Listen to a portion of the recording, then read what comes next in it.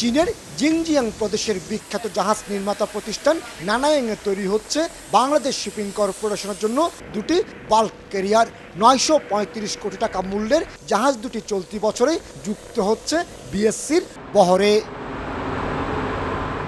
নিজস্ব অর্থায়নে কেনা প্রতিটি জাহাজ 65,000 মেট্রিক টন পণ্য বহনে সক্ষম। আগামী বছর ঋণ চুক্তির আওতায় G2Gর মাধ্যমে কেনা হবে আরও দুটি ওয়েল ট্যাঙ্কার ও বাল্ক ক্যারিয়ার।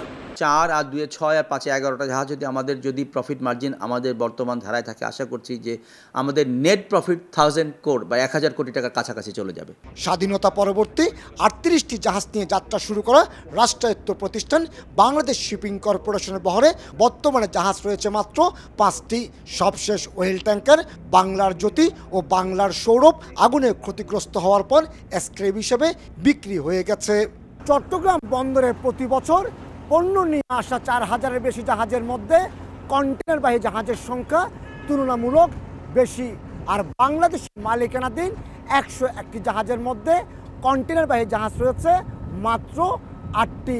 আন্তর্জাতিক মেরিটাইম নীতি অনুযায়ী যে কোনো দেশের সমুদ্র পরিবহন বাণিজ্যের জন্য অন্তত 50% সক্ষমতার প্রয়োজন।